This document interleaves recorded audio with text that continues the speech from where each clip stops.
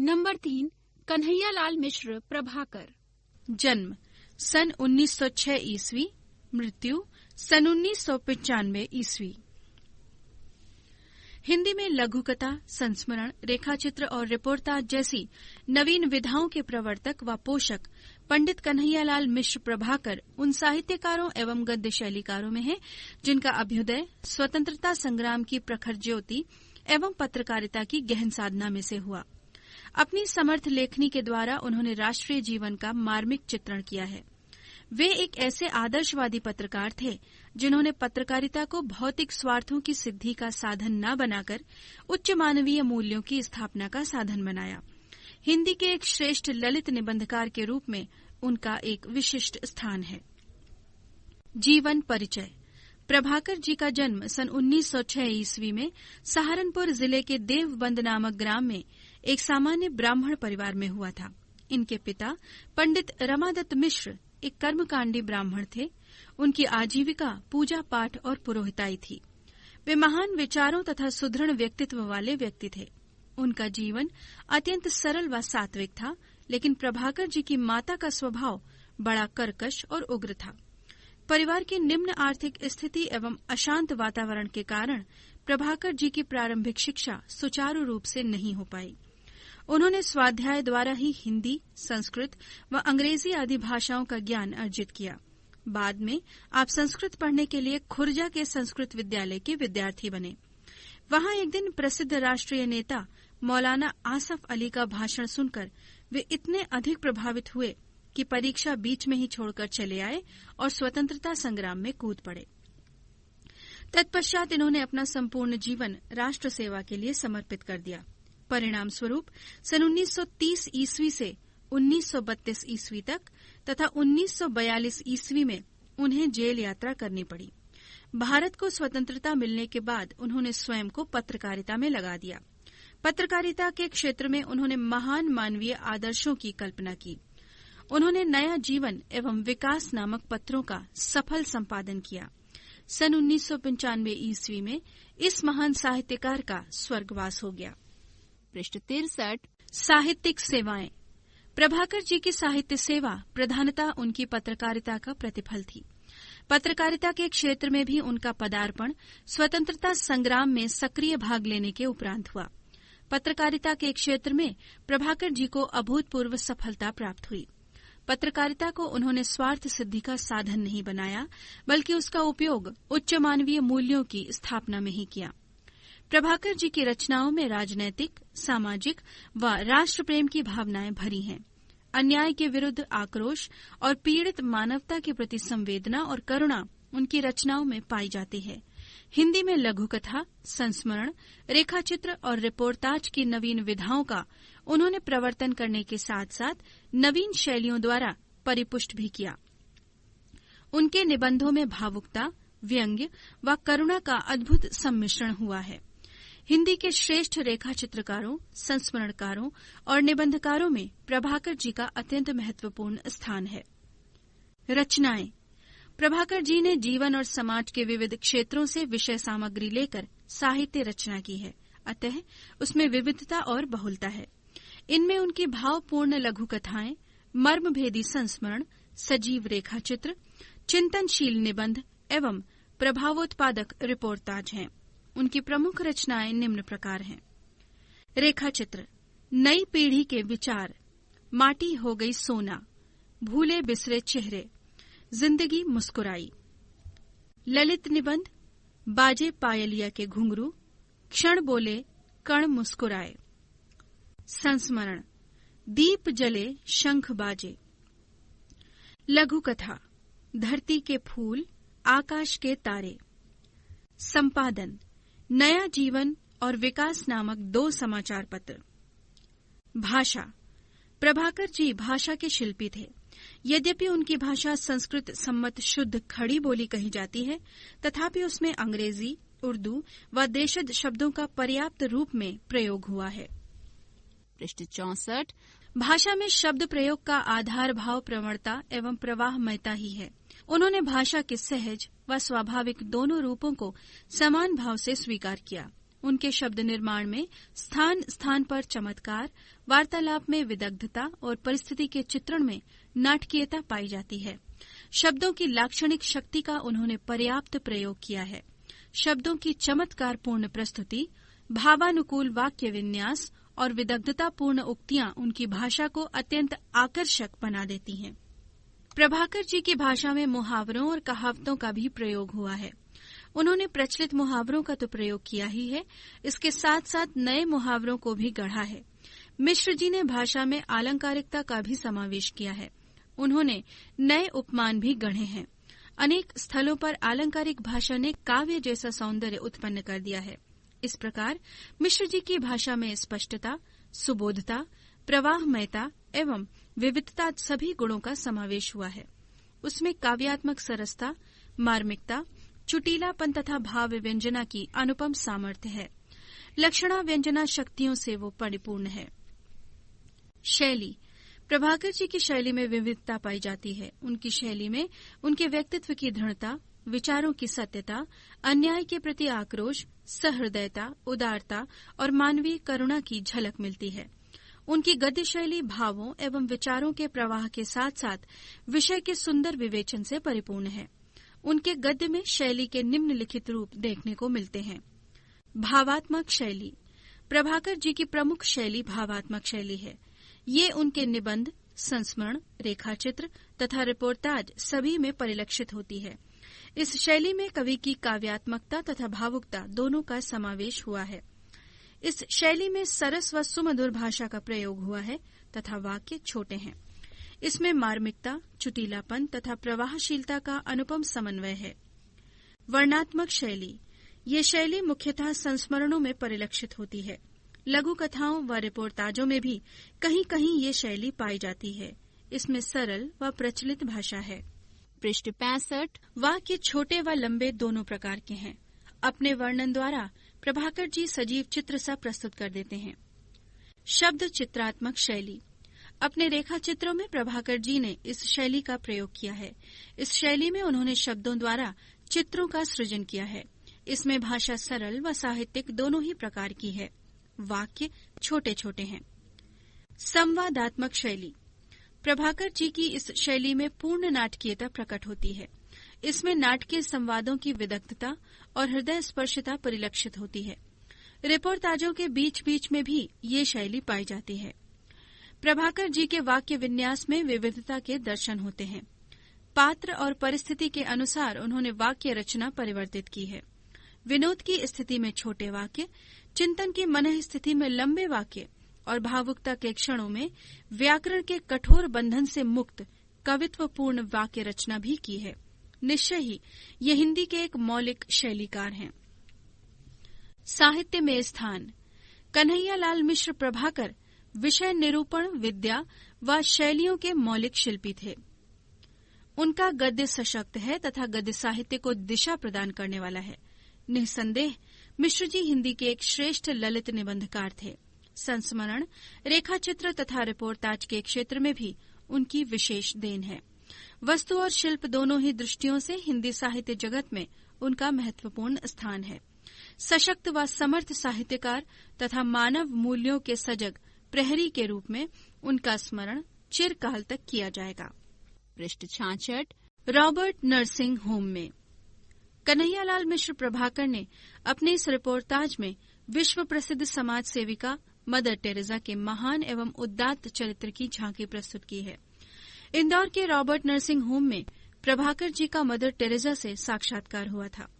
उस साक्षात्कार की छोटी सी कालावधि में ही प्रभाकर जी ने ये जान लिया कि जाति और राष्ट्र के संकुचित भाव से ऊपर उठकर एक महान मानवीय और सर्वकालिक धरातल पर उनका हृदय अवस्थित था। नर्सिंग होम में मदर टेरेसा के साथ लेखक ने सिस्टर क्रिस्ट हेल्ड को भी देखा, जो कि जर्मनी की रहने वाली थी, जबकि मदर फ्रांस की रहने वाली थी। जर्मनी के हिटलर ने फ्रांस को पद दलित किया था, इसलिए दोनों स्त्रियों को साथ देखकर लेखक को थोड़ा आश्चर्य हुआ, और जब इस संबंध में उसने मदर से प्रश्न किया तो उनके उत्तर ने लेखक को निरुत्तर कर दिया, और वो ये सोचने पर विवश हो गया कि मनुष्य ने व्यर्थ ही स्वयं को चारों ओर से जाति, क्षेत्र, धर्म आदि से दायरों में कैद कर रखा है। यदि उसे सही अर्थों में मनुष्यत्व को प्राप्त करना है तो इन दायरों से बाहर निकलना होगा। कल तक जिनका अतिथि था आज उनका परिचारक हो गया, क्योंकि मेरी अतिथेया अचानक रोग की लपेट में आ गईं और उन्हें इंदौर के रॉबर्ट नर्सिंग होम में लाना पड़ा। ये है सितंबर 1951। रोग का आघात पूरे वेग में, परिणाम कंपकपाता और वातावरण चिंता से घिरा घिरा कि हम सब सुस्त। तभी मैंने चौंक कर देखा कि अपने विशिष्ट धवल वेश में आच्छादित एक नारी कमरे में आ गई है। देह उनकी कोई 45 बसंत देखी, वर्ण हिमश्वेत, पर अरुणोदय की रेखाओं से अनुरंजित, कद लंबा और सुता सधा। पृष्ठ 67। लंबा मुंह अच्छा नहीं लगता, बीमार के पास लंबा मुंह नहीं। आते ही उन्होंने कहा, साफ सुथरी, उच्चारण साफ और स्वर आदेश का, पर आदेश न अधिनायक का न अधिकारी का, पूर्णतया माँ का, जिसका आरंभ होता है शिकंजे से और अंत गोद में। हाँ, वो माँ ही थी, होम की अध्यक्षा मदर टेरेसा, मातृभूमि जिसकी फ्रांस और कर्मभूमि भारत। उभरती तरुणाई से उम्र के इस ढलाव तक रोगियों की सेवा में लवलीन। यही काम, यही धाम, यही राग, यही चाव और बस यही। उन्होंने रोगी के दोनों म्लान कपोल अपने चांदनी चर्चित हाथों से थपथपाए तो उसके सूखे अधरों पर चांदी की एक रेखा खिंचाई और मुझे लगा कि वातावरण का तनाव कुछ कम हो गया। तभी एक खटाक और हमारा डॉक्टर कमरे के भीतर। मदर ने उसे देखते ही कहा, डॉक्टर, तुम्हारा बीमार हंस रहा है। हाँ मदर, तुम हंसी बिखेरती जो हो। डॉक्टर ने अपने जाने कितने अनुभव यो एक ही वाक्य में गूंथ दिए। मैंने भावना से अभिभूत हो सोचा, जो बिना प्रसव किए ही माँ बन सकती है, वही 30 रुपये मासिक के योगक्षेम पर 20 वर्ष के दिन और रात सेवा में लग सकती है और वही पीड़ितों के तड़पते जीवन में हंसी बिखेर सकती है। तीसरे पहर का समय, थर्मामीटर हाथ में लिए ये आई मदर टेरेसा और उनके साथ एक नव युवती, उसी विशिष्ट धवल वेश में, गौर और आकर्षक। हाँ, गौर और आकर्षक, पर उसके स्वरूप का चित्रण करने में ये दोनों ही शब्द असफल। यूं कहकर उसके आसपास आ पाऊंगा कि शायद चांदनी को दूध में घोलकर ब्रह्मा ने उसका निर्माण किया हो। रूप और स्वरूप का एक दैवी सांचा सी वो लड़की। नाम उसका क्रिस्टहेल्ड और जन्मभूमि जर्मनी। पृष्ठ 68। फ्रांस की पुत्री मदर टेरेसा और जर्मनी की दुहिता क्रिस्टहेल्ड एक साथ, एक रूप, एक ध्येय, एक रस। तुम्हारा देश महान है, जो युद्ध के देवता हिटलर को भी जन्म दे सकता है और तुम्हारे जैसी सेवाशील बालिका को भी। मैंने उससे कहा तो दर्प से दीप्त हो वो स्टैचू हो गई और अपना दाहिना पैर पृथ्वी पर वेग से ठोककर बोली, यस यस। वो दूसरे कमरे में चली गई तो मदर टेरेसा को टटोला, आप इस जर्मन लड़की के साथ प्यार से रहती हैं? बोली, हाँ, वो भी ईश्वर के लिए काम करती है और मैं भी, फिर प्यार क्यों न हो। मैंने नश्तर चुभाया, पर फ्रांस को हिटलर ने पद्दलित किया था, ये आप कैसे भूल सकती हैं। नश्तर तेज था, चुभन गहरी, पर मदर का कलेजा उससे अछूता रहा। बोली, हिटलर बुरा था, उसने लड़ाई छिड़ी, पर उससे इस लड़की का भी घर ढह गया और मेरा भी। हम दोनों एक। मदर टेरेसा ने झूम में इतने गहरे डूबकर कहा कि जैसे मैं उनसे उनकी लड़की को छीन रहा था और उन्होंने पहले ही दांव में मुझे चारों खाने चित्त दे मारा। मदर चली गई। सोचता रहा, मनुष्य के बीच मनुष्य ने ही कितनी दीवारें खड़ी की हैं। ऊंची दीवारें, मजबूत फौलादी दीवारें, भूगोल की दीवारें, जाति वर्ग की दीवारें, कितनी मनहूस, कितनी नगण्य, पर कितनी अजेय। क्रिस्टहेल्ड के पिता जर्मनी में एक कॉलेज के प्रिंसिपल हैं और उसने अभी 5 वर्षों के लिए ही सेवा का व्रत लिया है। रोगिणी के गहरे काले बाल देखकर उसने कहा, तुम्हारे काले बाल मेरे पिता के से हैं। कहा कि वो स्मृतियों में खो सी गई। पृष्ठ 69। मुझे लगा कि मैं ही क्रिस्टहेल्ड हूँ, अपने माता पिता से हजारों मील दूर एक अजनबी देश में, अकेली, खोई, छली सी, और मेरी आंखें भर आईं। लड़की मेरे आंसुओं में डूब डूब गई और किनारा पाने को उसने जल्दी से उन्हें अपने रुमाल से पोंछ दिया। उसकी सदा हंसती आंखें अस्पष्ट हो नरम हो आईं, पर जरा भी नम नहीं। मैंने पूछा, घर से चलते समय रोई थी तुम? उसका भोला उत्तर था, ना, माँ बहुत रोई थी। फटी आंखों से कुछ देर में उसे देखता रहा, तब कुछ बिस्किट उसे भेंट किए। बोली, धन्यवाद, थैंक यू, तांगशु। वो अक्सर हिंदी, अंग्रेजी, जर्मन भाषाओं के शब्द मिलाकर बोलती हैं। हम सब हंस पड़े और वो हंसती हंसती भाग गई। मदर टेरेसा बातों के मूड में थी। मैंने उनके हृदय मानस में चोर दरवाजे से झांका। मदर, घर से आने के बाद फिर आप घर नहीं गई? कभी मिलने जुलने भी नहीं? कान अपना काम कर चुके थे, वाणी को अपना काम करना था, पर मदर ने उसकी राह मोड़ दी और तब मैंने सुनी ये कहानी। कई वर्ष हुए फ्रांस में विश्व भर के पूजा गृहों का एक सम्मेलन हुआ। भारत की 2 मदर भी प्रतिनिधि होकर उस सम्मेलन में गईं। वे फ्रांस की ही थीं। उनके माता पिता फ्रांस में ही थे। उन्हें पता था कि बरसों बाद हमारी पुत्रियां आ रही हैं।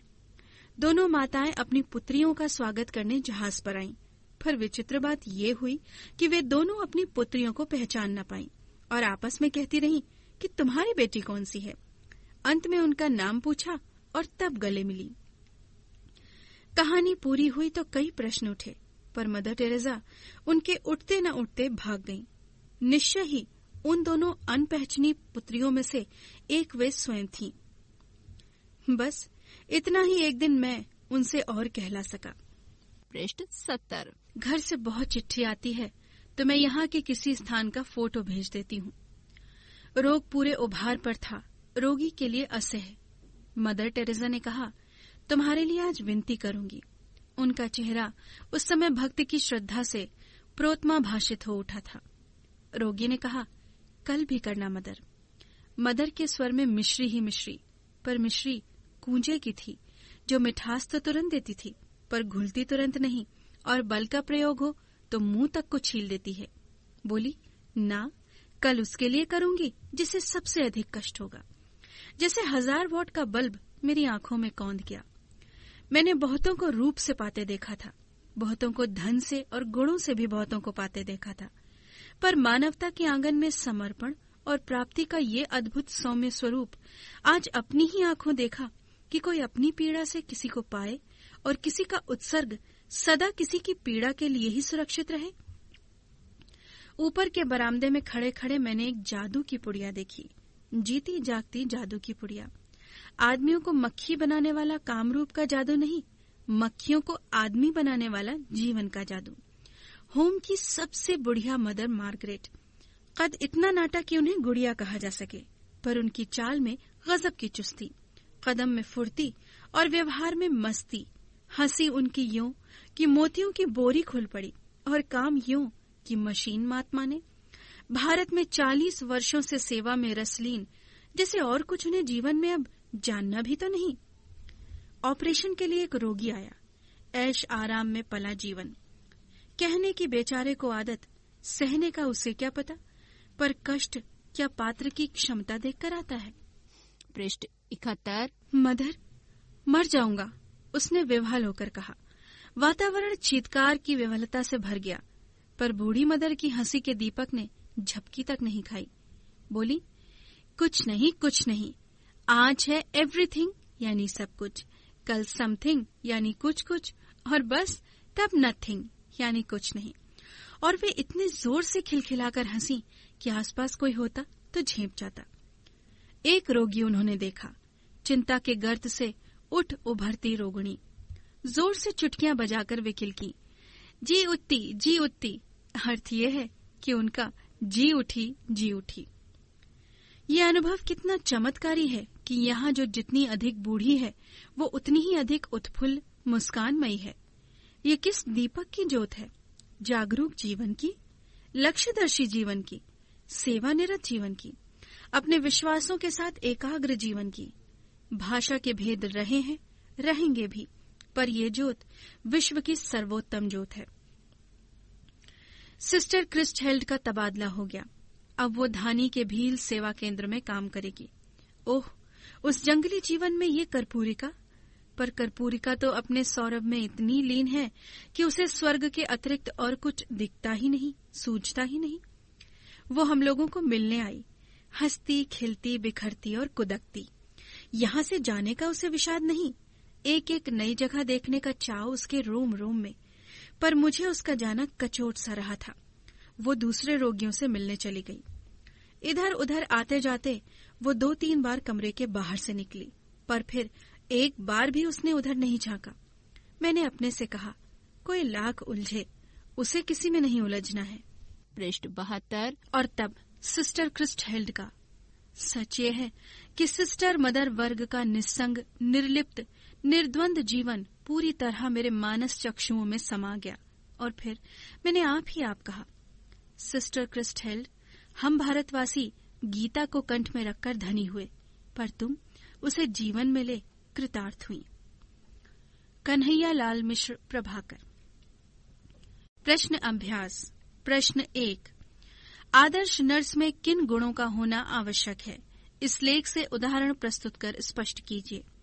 प्रश्न 2, लेखक मदर टेरेसा से किस कारण अत्यधिक प्रभावित हुआ? प्रश्न 3, मदर टेरेसा से आत्मीयता स्थापित करने को लेखक ने क्या प्रश्न किए और उनका क्या उत्तर मिला? प्रश्न 4, मदर टेरेसा और क्रिस्टहेल्ड से लेखक ने क्या कहा? उनके उत्तरों से आप पर क्या प्रभाव पड़ता है? संक्षेप में उत्तर दीजिए। प्रश्न 5, मदर टेरेसा का संक्षिप्त जीवन परिचय दीजिए। प्रश्न 6, पारिवारिक एवं सामाजिक क्षेत्र में नारी के विभिन्न रूपों को उद्घाटित करते हुए बताइए कि नारी का कौन सा रूप सर्वाधिक महान है। प्रश्न 7, प्रस्तुत लेख में भारतीयों की किन दुर्बलताओं और विदेशियों के किन गुणों की ओर लेखक संकेत करता है। प्रश्न 8, प्रस्तुत लेख में निहित उद्देश्य को स्पष्ट कीजिए। प्रश्न 9, रिपोर्टाज को परिभाषित करते हुए उसकी विशेषताएं लिखिए। प्रश्न 10, प्रभाकर जी सफल रिपोर्टाज लेखक हैं। प्रस्तुत निबंध के आधार पर इस कथन की समीक्षा कीजिए। प्रश्न 11, निम्नलिखित अवतरणों की व्याख्या कीजिए। अ, मैंने भावना से बिखेर सकती है तक। ब, मैंने बहुतों को से ही सुरक्षित रहे तक। स, ये अनुभव से सर्वोत्तम ज्योत है तक। प्रश्न 12, निम्नलिखित सूत्र वाक्यों की व्याख्या कीजिए। अ, मनुष्य के बीच मनुष्य ने ही कितनी दीवारें खड़ी की हैं। पृष्ठ 73। ब, हम भारतवासी गीता को कंठ में रखकर धनी हुए, पर तुम उसे जीवन में ले कृतार्थ हुई। शब्दार्थ। परिचायक, रोग की अवस्था में सेवा करने वाला। अतिथेया, मेजबान, जिसके यहाँ अतिथि रुका। धवल, सफेद, उजला। आच्छादित, ढका हुआ। अनुरंजित, युक्त। अधिनायक, शासक। तरुणाई, युवावस्था, जवानी। चांदनी चर्चित, अत्यंत गौर वर्ण। अभिभूत, परिपूर्ण। बिना प्रसव किए मां, मदर की उपाधि धारण करने वाली गौड़ नर्स। योगक्षेम, यहाँ आशय है साधारण जीवन निर्वाह का वेतन, कल्याण। दुहिता, पुत्री। पद दलित, पराजित, पैरों से रौन देना। फौलादी, इस्पात या लोहे की। मनहूस, दुर्भाग्यपूर्ण। नगण्य, तुच्छ। अजेय, अविजित, जिसे जीता ना जा सके। सौम्य, सुंदर, सुकोमल। उत्सर्ग, बलिदान, त्याग। काम रूप, आराम का प्राचीन नाम। विहृदलता, व्याकुलता। उत्फुल्ल, प्रसन्न। लक्ष्यदर्शी, लक्ष्य का दर्शन करने वाली, लक्ष्य को दृष्टि से ओझल न करने वाली। कर्पूरिका, कपूर जैसे गौर वर्ण वाली। निसंग, तटस्थ। निर्द्वंद, स्वच्छंद। कृतार्थ, धन्य।